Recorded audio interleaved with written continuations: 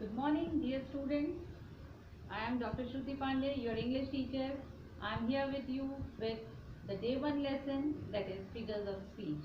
As you all know that the day began with a positive thought, and today's thought is the greatest compassion is the prevention of human suffering through patience, alertness, courage and kindness.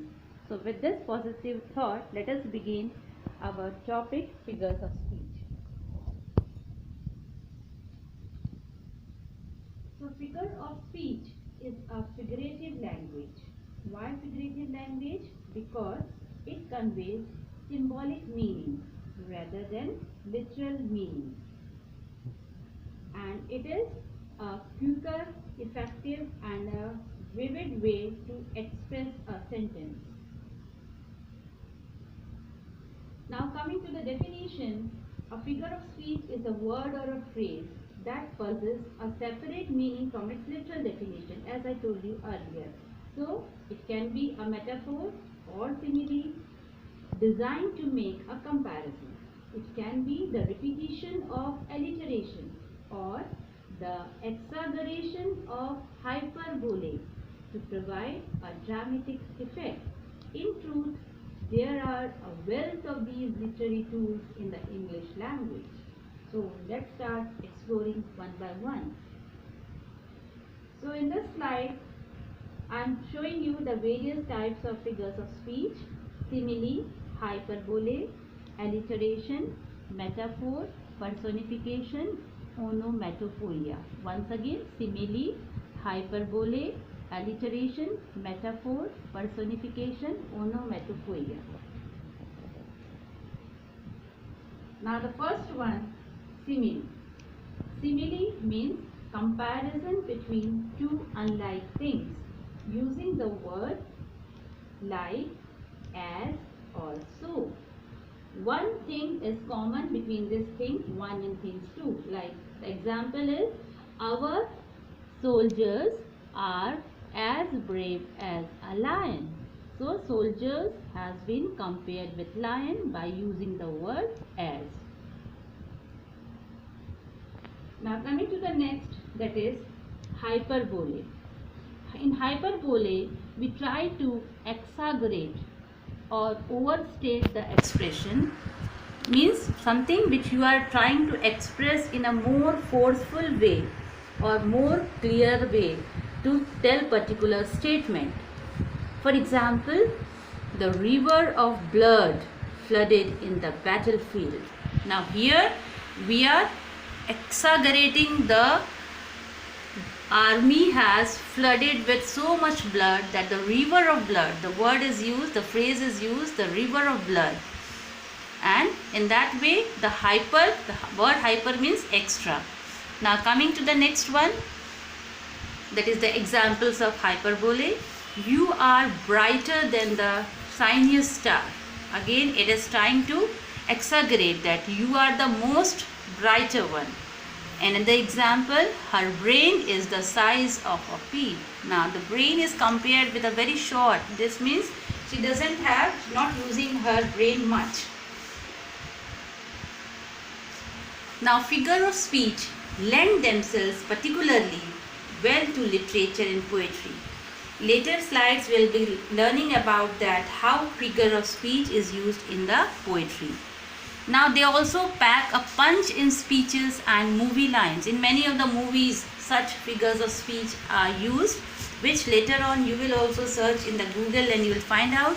Indeed, these tools abound in nearly every corner of life.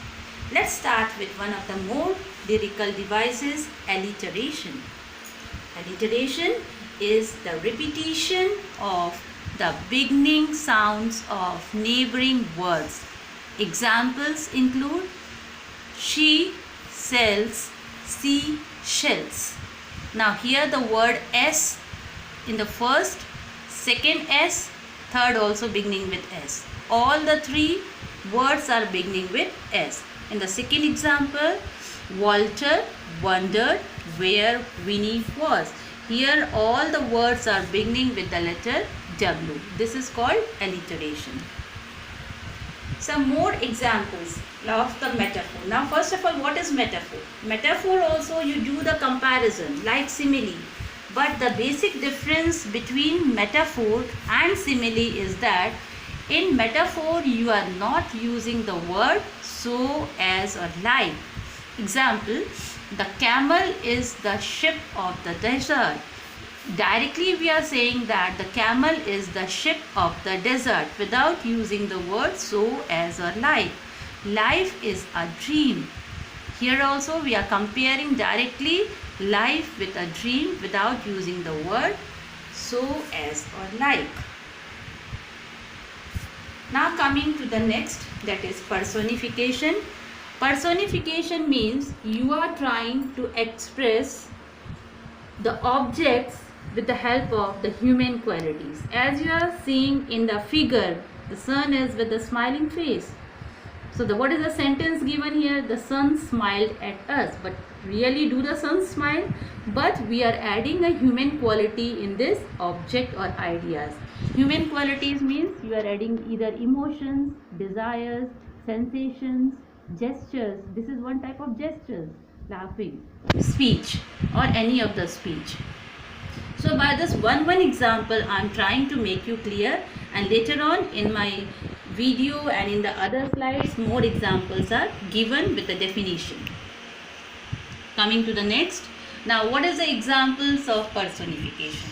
The stars dance playfully in the moonlit sky.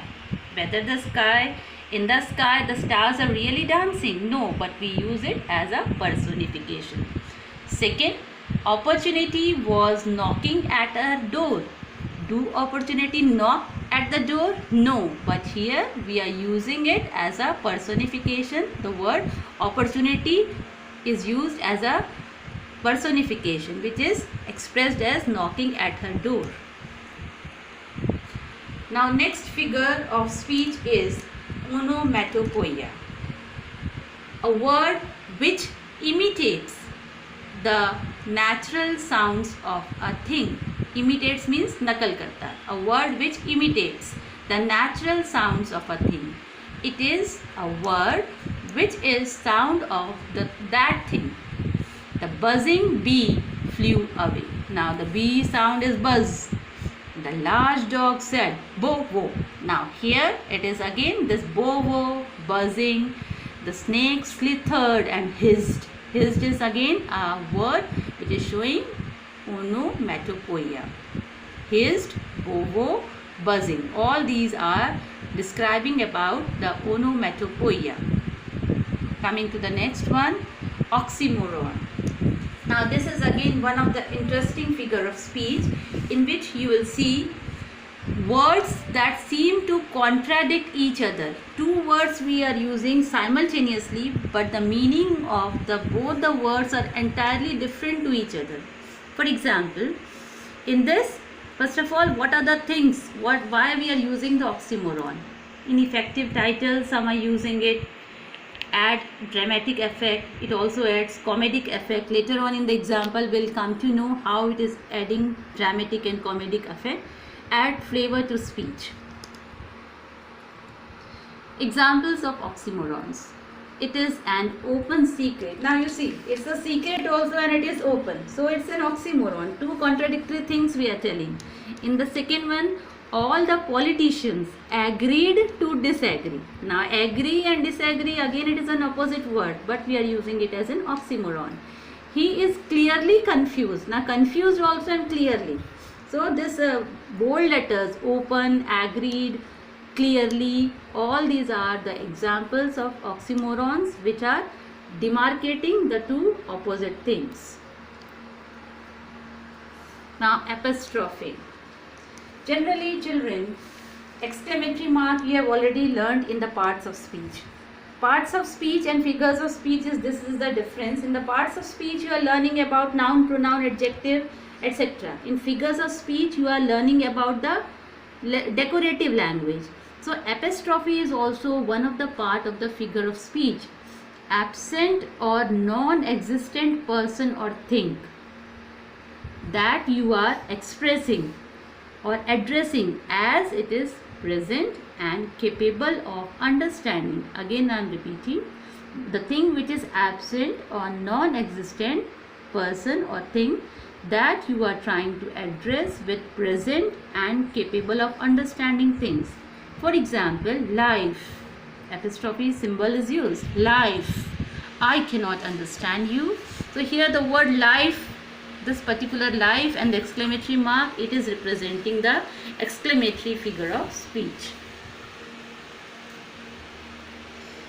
Now this slide is showing your English literature textbook, first lesson, poetry. In the poetry section, the first poem is A Photograph. So from there I have taken these lines which are showing the various types of figures of speech. A photograph. This is the title of the poem. The cardboard shows me how it was. Cardboard word is a personification. The cardboard shows me how it was. So here the word cardboard is personification, which I have explained you. Though the cardboard is not a person, but we are expressing it as a person. Whether it can show us? No. But here in the poem it is telling that the cardboard shows me.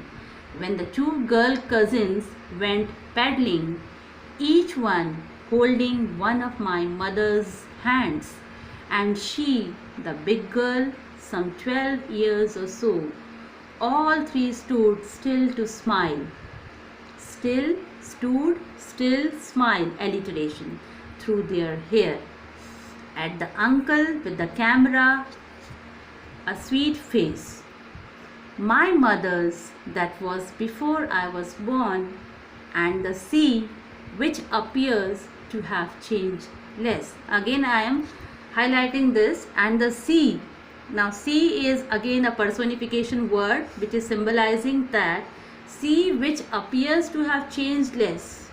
That means human being changes, but the sea, here the sea has been compared or personified as the sea which appears to have changed less, means person keeps on living and they also die one time, but the sea which is a eternal one, so it has been personified.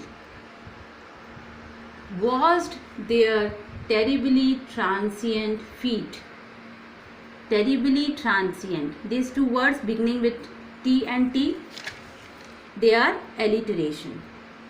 Was their terribly transient feet.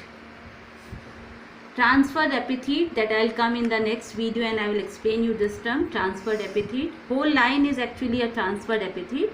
Some 20-30 years later, she would laugh at the snapshot. See Betty and Dolly, she would say, and look how they dressed us for the beach.